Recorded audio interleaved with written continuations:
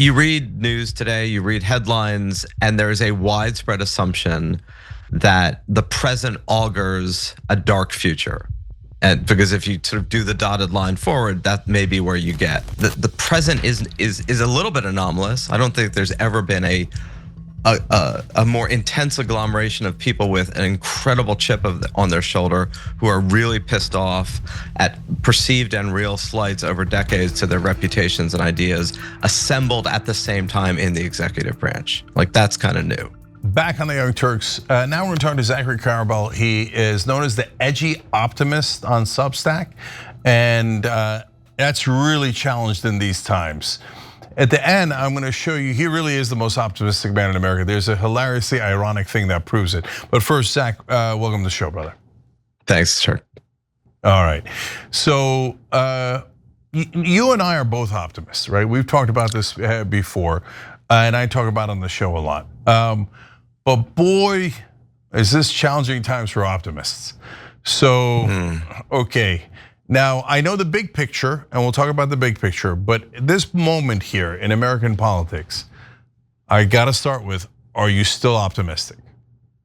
So first, let's define optimism. My version of optimism is not like things are great and we're just getting it wrong by thinking things are bad. Like that's Pollyannish BS. That's not, that is a definition of optimism. That's not what I think of when I think of optimism. To me, optimism is, we don't know what the future holds, and we don't know what in the present is going to construct the future. And so this kind of relentless assumption that we know future outcomes of present events, or that we understand the trajectory that we're on, is a sort of arrogance, and that we need to be more humble about not knowing about what in the present is actually going to be determinant in the future. So think about it, if we've been having this conversation 5 years ago, well, we would have been having it in a similar fashion because you do this in Zoom and YouTube, and that would have been a new thing because we would have all been in the midst of various forms of lockdown and or COVID protocols at a time when we assumed,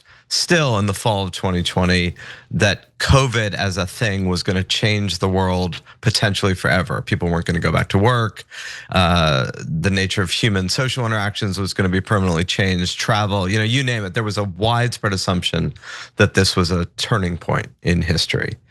And whatever else COVID was, and I'm not really making a political statement, it sure wasn't that, right? History did not turn. So you read news today, you read headlines, and there's a widespread assumption that the present augurs a dark future. And because if you sort of do the dotted line forward, that may be where you get. And I'll just borrow from something today because it's kind of in the news. The Congressional Budget Office is constantly in the process of making predictions about future parameters, future outcomes of current spending, and they're always wrong, right? Because they're just doing a dotted line assumption of, if the present were to continue in an unbroken path into the future, this would be the outcome. The thing is, that's never what happens. And yeah, it could all be a lot worse, right? Meaning, I don't know that the present isn't the hinge point of a darker future for the world, for the United States, for global trade, for democracy, for human rights, for climate change. I don't know. And nobody does.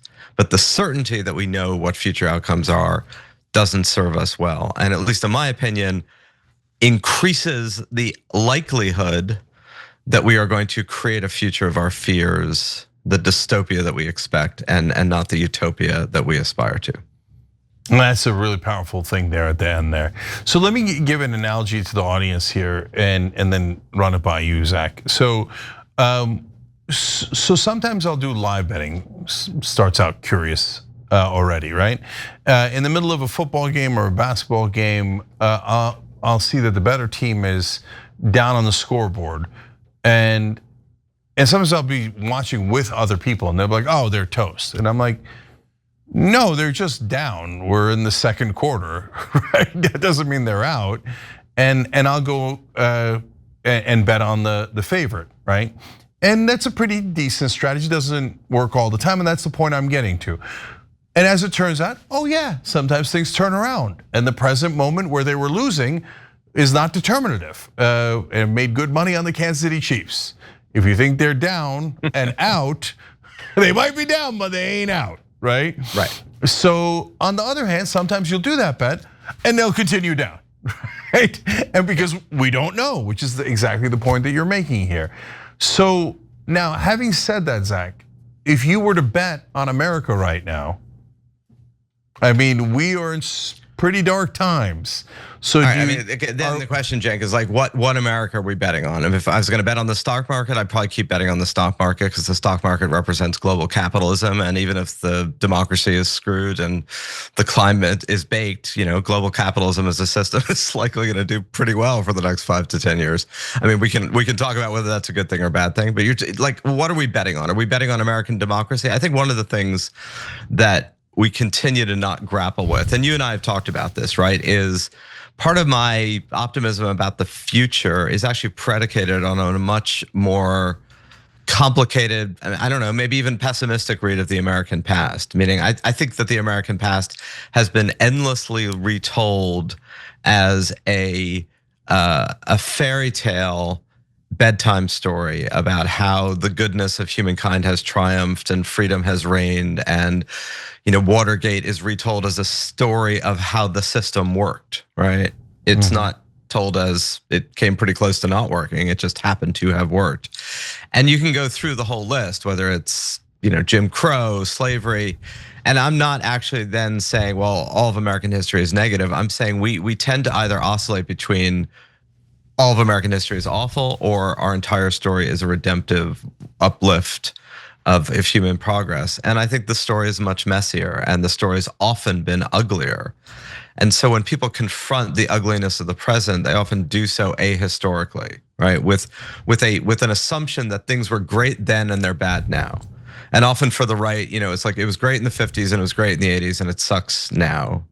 And for the left, it's like it was great in the 70s and it might have been okay in the 90s and it sucks now.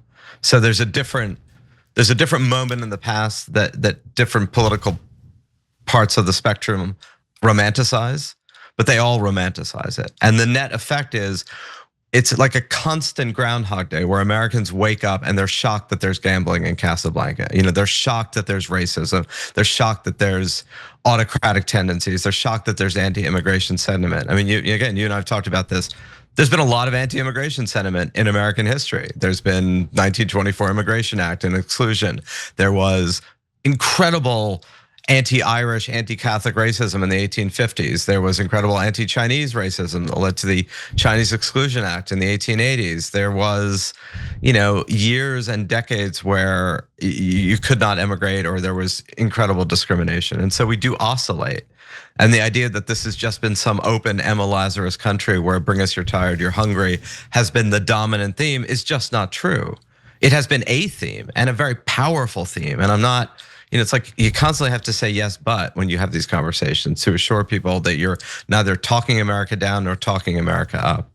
And so I think that, the present is a little bit anomalous. I don't think there's ever been a more intense agglomeration of people with an incredible chip on their shoulder who are really pissed off at perceived and real slights over decades to their reputations and ideas assembled at the same time in the executive branch. Like that's kind of new.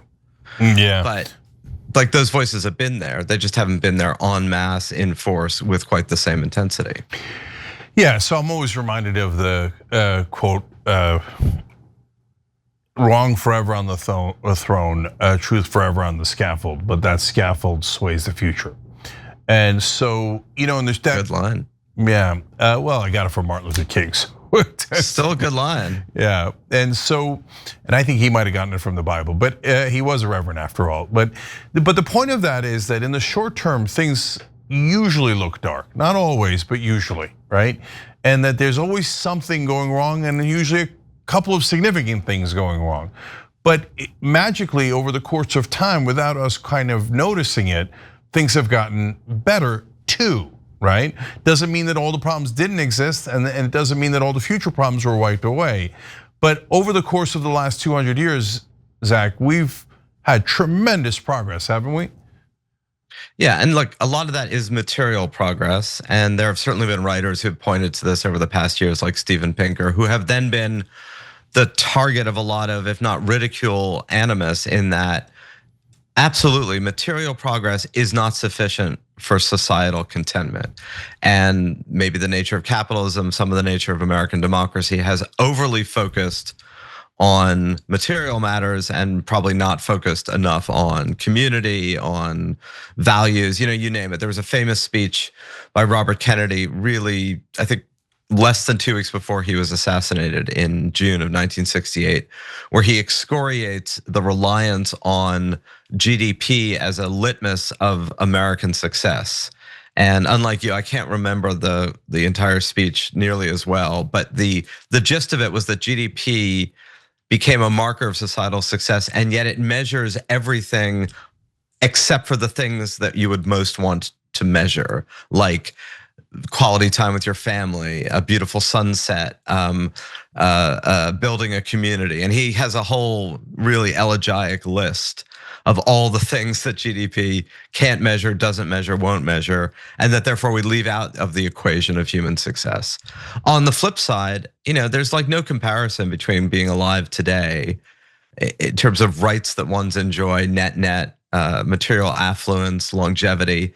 And even if all these things are now being questioned, the progress of vaccines being questioned by RFK, the nature of how much health and material security is a birthright if you're a citizen of an affluent country, a question that has continually been asked in the United States and Western Europe, but has never been really answered sufficiently, meaning like what's a baseline that we think everybody should have, and then the chips will fall where they may.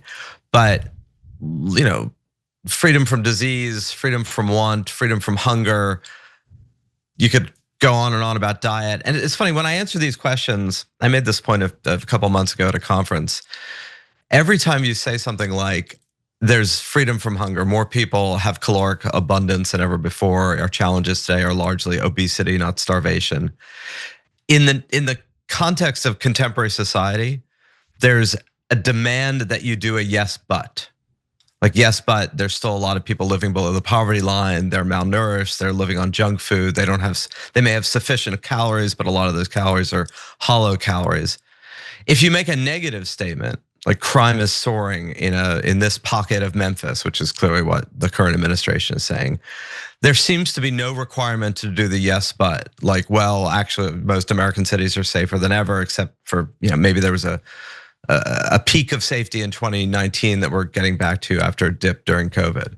So positive stories of human success demand a caveat in our contemporary culture, as if you make a generalization about human success and it's good, you need to then acknowledge all the things that aren't good. If you make a sweeping statement about all the things that aren't good, of which there are many and manifold, and part of my point about edgy optimist is, if we are all screwed by climate change, the erosion of democracy, the rise of autocracy, tariff barriers, the end of global trade, the end of liberal society, society breaking apart in a social media maelstrom of hate and misinformation, and that's going to augur kind of the breakdown of societies writ large, it won't be for lack of many people saying so. No one's going to wake up in 10 years and go, oh my God, I had no idea, no one warned me.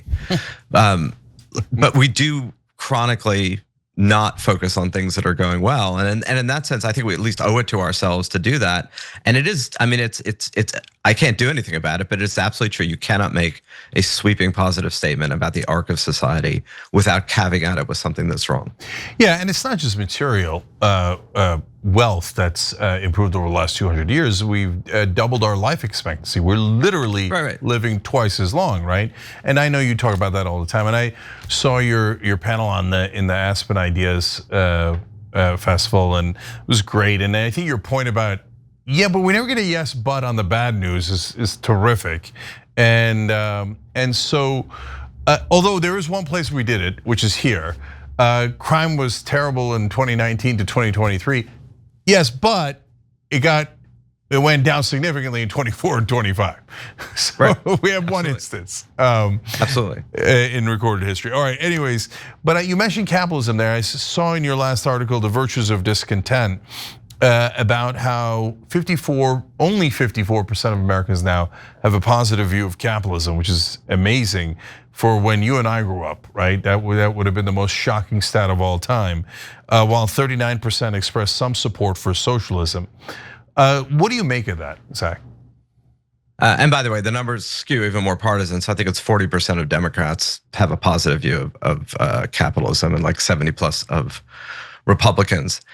Part of what I was trying to point out in that article is the problem of isms. And I've been focusing on this for a while, that we use isms, fascism, capitalism, liberalism, socialism, as if they have clear, specific, narrow meaning. And then we start arguing about the virtues or the vices of those isms. So you take capitalism, which is a system of material gain hinging in part on individual property rights, that you can own and have claim to property, intellectual property, physical property, corporate property, you name it. Even that definition is not what people necessarily think of when they think of capitalism. I think many people just think that the United States is a triad of capitalism, liberalism, and democracy, full stop. And that anything other than that, if you argue it, is bad or wrong or other, without recognizing that none of these are clear Platonic categories. There may be clear Platonic categories, but they're not clear realities. So the United States is not a pure free market, which pure free marketers have been railing against for decades. Milton Friedman, famous University of Chicago economist, spent a career fulminating against how uncapitalist the United States had become in the 20th century as the government became larger and more regulatory and agencies grew and all the attendant things that we're now quite familiar with that most Americans accept. So even the Americans who are skeptical of, even the Americans who are deeply supportive of capitalism tend to be hugely supportive of Medicare, somewhat supportive of Medicaid, very supportive of Social Security. There was a great, remember this? There was a great protest at the time of the passage of the Affordable Care Act, the Obamacare, where there's a sign of someone protesting it where it said like, government hands off my Medicare, which is one of my favorite, you gotta be kidding me moments. There's an immense amount of socialism, meaning we have socialized public goods in the United States to a degree. Not nearly to the degree of like the National Health Service in Great Britain, but we're not a pure system. We have socialized medicine, badly socialized medicine, incomplete. It's this weird hybrid of public and private that kind of at times leads to the worst outcomes and the highest costs. Social Security is a transfer payment of us to them, us being whoever's currently paying in and them being whoever is currently cashing out. That is not a free market system. That's not a capitalist system. You won't find a mention of Social Security or public health care in Adam Smith or in any acolyte of free market capitalism. So we don't live in clear black and white systems. We live in gray systems, maybe not in North Korea and maybe not in failed states, but certainly in the United States. And part of what I was trying to point out is the debate over are you confident in capitalism is basically, are you confident in the system, whatever the system is? And there's a lot of reasons that people aren't and young people aren't and all of it, but I don't know that everyone is so clear about what these isms actually mean. And part of my point in the piece was, I think some of the discontent of like, I'm dissatisfied with the status quo, or I'm dissatisfied with the world I've inherited if you're Gen Z or if you're, a young millennial, is not a bad thing. It's not a bad thing to be discontent, to believe that things could be better, to believe that the system isn't working the way it should, and that we should do something passionately, urgently, and effectively to change it. Like that's a good thing. Apathy is a bad thing. Passion to change something, the belief that things could be better, those are good things if they are channeled constructively. See, that's why I think you might be the only person who beats me in optimism. That you take the discontent as a sign of optimism. Oh, good, there's discontent. Okay, in fact, I'm gonna read you the last sentence in that article that I mentioned, The Virtues of Discontent. As for me, I celebrate the dissatisfaction as a sign that apathy does not rule and that people remain engaged in the ongoing experiment to create a world of less friction and more balance. Okay, so that's nice job of winning the championship of optimism, but it's true. I get it. As a fellow optimist, I get it, because if we're not dissatisfied, we're not trying to improve the system to make things better, and the only way to make them better is to be dissatisfied enough to take action, right? And so, and that sign, by the way, was as far as I remember, get your government hands off my Medicare, said by a guy who presumably is deep-seated capitalist at a right-wing rally, right? So there's great ironies there. But that brings us all the way back around to FDR. So last thing here, Zach.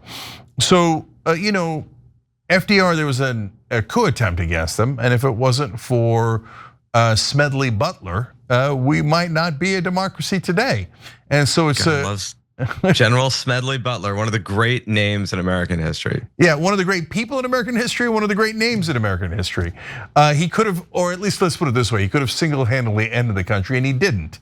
We'll take it. It was a good victory. But for the grace of God goes, a non-democratic country here in America, and we could have gone in a super dangerous. Remember, at the time, fascism is ascendant in Europe, right? So we could have gone in a disastrous direction, but we didn't. We dodged that bullet. Now, the only question that remains for me as an optimist is, I think that if we make it to the long term is definitely going to be better, because we keep learning and learning and learning and getting better as we go, even as wrong is forever on the throne. The only issue is if we have a black swan moment where Smedley Butler goes in the opposite direction and then things don't get better, right? So what to you are potential signs of a black swan moment where you go, we just crossed the Rubicon and now I'm worried? The monsters under the bed are endless and many. And if you start going down the path of the hypotheticals that could go wrong, those are almost endless, and it can lead you into the proverbial hall of mirrors. So I'm gonna make 2 points quickly. One is, there's a lot of comparison today saying that people who watched what went on in Hungary or Turkey or Poland or any number of places where there has been quote unquote democratic backsliding feel like the echoes of that are very familiar now in the United States. The pushback to that is, there was no country in the world that democratically backslid that had a democracy that was functional for more than 15 or so years. And that includes Weimar Republic, it includes all the democracies of Eastern Europe in the 1890s. The United States has had a functionally dysfunctional democracy for what is now coming on 230 plus years. And by dysfunctional, I mean, it wasn't that democratic in the 1790s and 1800s. Women couldn't vote, blacks couldn't vote, slaves couldn't vote, non-landholders couldn't vote, indentured servants couldn't vote, you name it. The franchise was limited. So democracy has increased with stops and starts. It is deeply entrenched. Does that mean it couldn't go away? Does that mean that we are not vulnerable to the black swan events? Absolutely not. That gets back to where we began our conversation, which is that the future is unknown and many things are possible, but not everything is probable. And the line between possible and probable that gets blurred increasingly in the shouting match of the internet is a problem. Things that are just possible start to feel probable, and that's a problem. The most black swan thing that would make me concerned, but maybe not, break the glass, is if free speech were radically curtailed. And the reason why it would not necessarily make me break the glass is that there's a lot of restrictions on free speech in India, which is a democracy, a really problematic one, with Modi being a way more effectively autocratic than Trump probably ever will be, but certainly as much as Trump certainly wants to be. It's still a democracy in India, even with the curtailments of free speech. And we don't come anywhere near that now. I mean, we have nearly unfettered speech. Now that can allow for corruption, it can allow for abuses of power. It's not a panacea or a wall that protects against all the ugliness that is America. But in terms of just sheer freedoms and a system that allows for change and voice, the fact that you and I can have these conversations is absolutely vital. And the fact that there's constant threats to that is absolutely clear. There are in the wake of Charlie Kirk's assassination, to the degree to which people's speech is being silenced because people don't like the speech that they are saying in the wake of that assassination. But for the most part, we're not there yet. And even if we were to start to be there, I would think about the India example, which is even that shouldn't be oh my God, we're done. There's a lot of things, there's a lot of dominoes that would have to fall, and we don't have time to chart them. And I'm not necessarily sure one should, because we live in the reality of the present and not the hypothetical of the future. And unless your job is, to guard the fence against all the enemies and all the problems, in which case it's your responsibility to think of hypothetical scenarios like cyber attacks and protect against them. I don't think we're there yet. And I'm not interested in spending too much time imagining all the dark pathways, because doing so cancels out imagining all the bright pathways. And that's just as vital. Yeah, so I'll end on a couple things. First, check out The Edgy Optimist on Substack. And so it's a really interesting read and unique. It's a good light in the darkness, right? And secondly, don't forget what Zach is saying here. Sometimes the doom and gloom turns into a self-fulfilling prophecy because you're so worried about the other side that, and fear and hatred begins to set in, and it becomes that prophecy you were worried about in the first place, right? So that doesn't mean you don't do anything. No, go out there and fight for a better world and for positive change, but do that with hope in your heart. Otherwise, we go in the wrong direction. All right, Zachary Carbell, Edgy Optimist on Substack. Thank you so much for joining us. Really appreciate it. Thanks, Cenk.